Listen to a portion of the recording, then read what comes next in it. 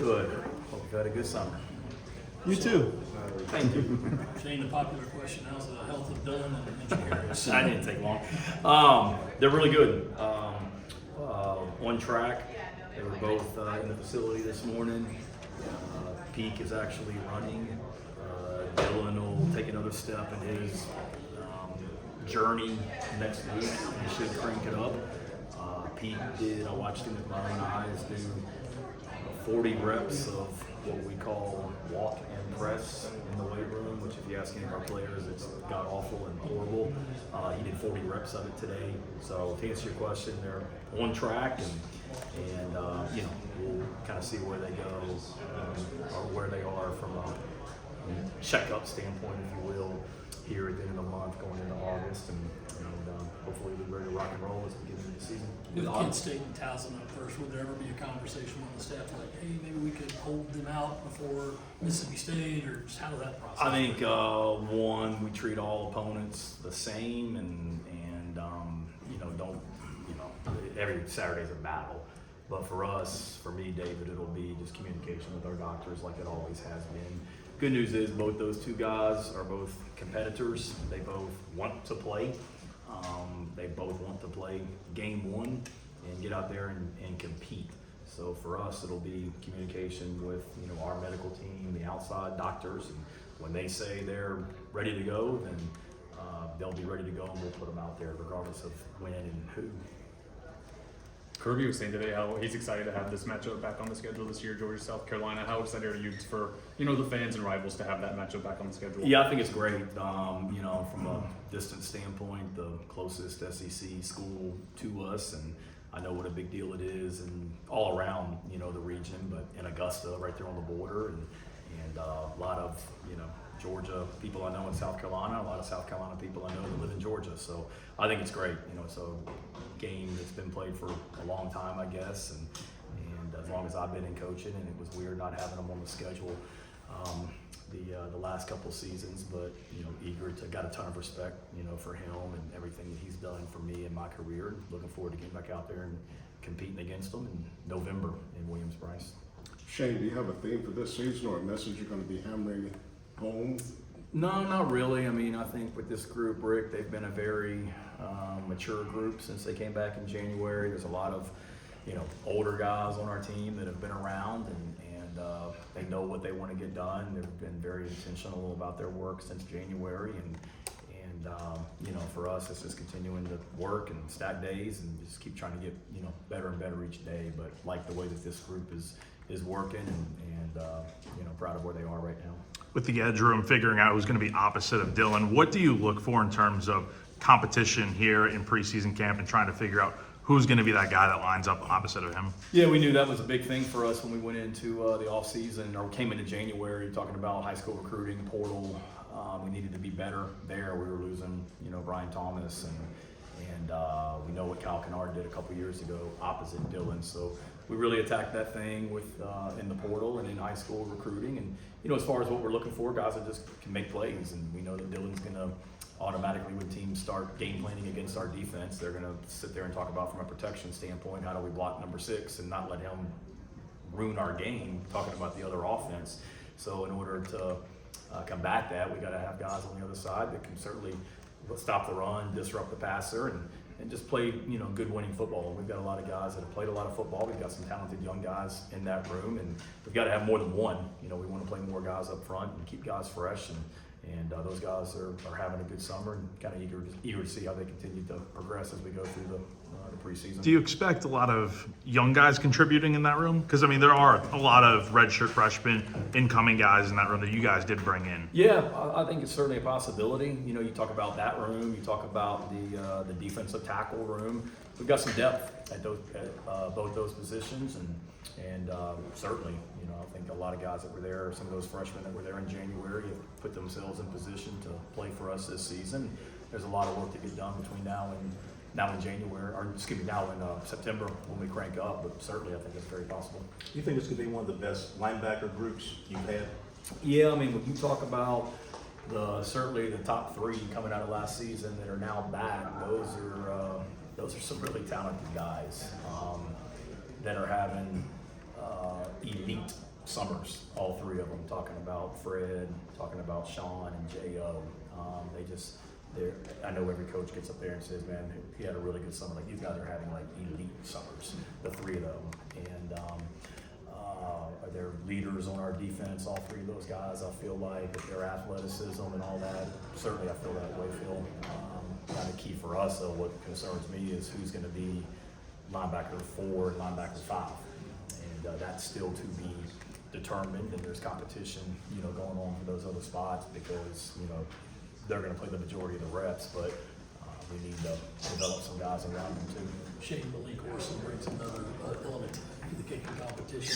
How late in preseason camp do you let that competition go before you say this guy's my starting kicker? Yeah, I made the mistake. We have to check the pronunciation. I think it's Malik. Malik.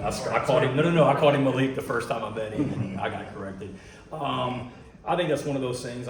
Whatever it was, 2 years ago, we had a competition, and or really 3 years ago, I think, with Jeter and Herrera. I think in 2024 went almost like the week of the first game, and made the decision. And then before that, there was a competition. Maybe it was 22, whatever year it was. We had a competition that went late. To answer your question, I don't think it's super critical to name a starting kicker before 2 weeks out or whatever. I think it's a little bit different than quarterback position or something like that. But he's thrown himself into the mix in the competition with Max and Upton, and those guys are, like a lot of our positions, competing this summer. But like where all three of those guys are, we'll get them a ton of kicks in preseason. Coach Smiley and I have talked already about how to manufacture more live kicks in practices without staying out on the field longer than we need to get the kickers' kicks. But certainly that's a critical position, as we know, and like the three that we have, and we'll give them an opportunity to kind of compete, see where they go, see where things are, and then make a decision as we get into game one. Offenses under Kendall seem to just jump right away. You've been around it for 6 months. What types of things does he do early on that kind of allow that to happen wherever he goes? Yeah, I hope that still, continues. I remember watching their season opener last year against North Carolina, and they certainly jumped out of that one. So hopefully this year will be the same for us too.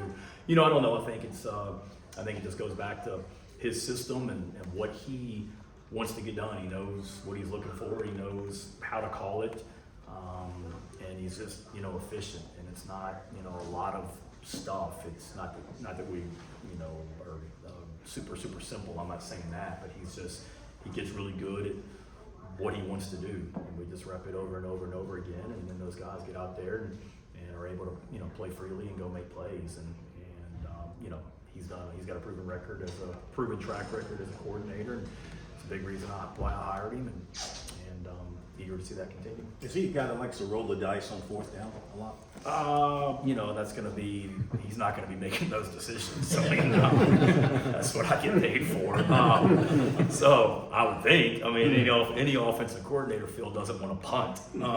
He wants to go for it, certainly, but I want him to be aggressive. That's how we're going to play on offense, defense, and special teams. That's always been the case, and we've gone through plenty of fourth downs and the time that I've been here as the head coach, and every game is different, but those are conversations that he and myself and Matthew Smiley and Clayton White will have each week throughout the week, and then on the headphones during games for sure. Shane, the SEC eliminated the cupcake game before the end of season game. What was your opinion on that? Would you rather just stay put?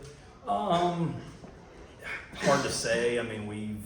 We've had 2024, I remember we beat Clemson up there in 24, and we played Wofford the week before. 2022, we beat Clemson up there, and we played Tennessee the week before. So I don't think it matters. I know I've heard some coaches talk about how they like that week to just kind of, after the grind of the season, to kind of, I don't want to say catch their breath, but it's not an SEC game. Kind of indifferent. It is what it is. I really didn't think anything about it. We had some flexibility. Not necessarily. We knew that week 11 was going to be an SEC team, so it was kind of like, okay, what do the other 11 weeks look like, and let's go play. That's kind of our mentality, David. Is whenever and whoever and wherever, let's go. And if it's an SEC game, week 11, and so be it. Coach, you talk about the consistency of the process often. With staff changes, has there been any changes to your off-season process, or do you foresee any changes to your game week process? We've tweaked some things, I think every year, whether it's, after the 24 season, we tweak things. After 22, we tweak things. You're always tweaking things to get better. You're always trying to learn and look at how we can improve our processes. And that's not just after a 4-8 season like we had last year. We've always done that. But certainly this year, we tweaked some things in regards to spring practice, how we did things was a little bit different. Probably would have done the same thing if we were 12-0 last year. We've tweaked our summer this year has been a little bit different. Just how we've done some things, tweaking some things in regards to the preseason practice schedule, in-season schedule. Not major wholesale changes, but just things you do normally every year, which we have. And kind of evaluate everything, and you sit down with the people around you, the other coaches, strength coaches, nutritionists, trainers, and look at, okay, how can we be better at this? How can we be better at that? This year was no different. External expectations probably aren't something you guys put much stock in, but is there a benefit to entering a season maybe a little bit more under the radar than you guys were a year ago at this time? Yeah, we don't, but certainly I'd be lying to you, and I think all of our players would be lying to you if we didn't hear what people thought about us on the outside, and nobody thinks we're worth a shoot, and that's okay. I mean, all you guys picked us high last year, and the same reason you picked us high last year, like those same players are back this year, which just blows my mind. Like last year, y'all thought we were going to be pretty good because we had a good season, and we had guys like the three that are here today, and Dylan Stewart and whoever else returning, and you picked us high. Well, all those guys are back, and they're a year older, but everybody thinks we suck. So, it is what it is. We don't pay a whole lot of attention to that. Just kind of leave us alone, let us go to work, and we'll see everybody in September kind of mentality is mine. How's this offseason been for the offensive line, any of those guys who in that elite category, like those linebackers you mentioned? Yeah, I think those guys are all having a good summer, in regardless of what you're asking, the summer they're having in the offseason in general. That's yeah, right, yes. I think so. You got to get some guys healthy. You guys know we got some guys banged up, but I think those guys are having really good summers when you talk about a lot of the transfers that have come in. Dane Arnett, Seth Smith. I was reading it on the plane down. We do each week in the summer, but really throughout the year. Luke Day and the strength staff, and really everybody in our building, kind of give a weekly report on every player.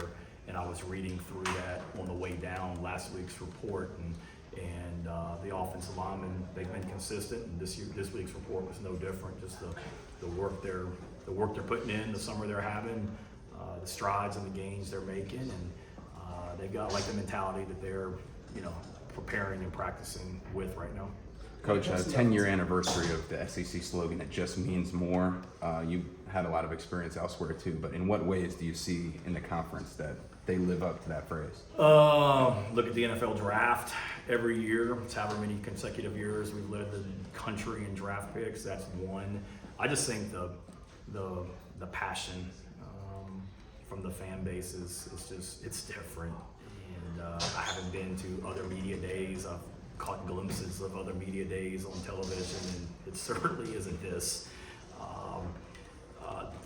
Commissioner Sankey's statement yesterday I thought was awesome about the average attendance of 80,000 in the SEC last season is a higher average attendance than any league in any sport in the world.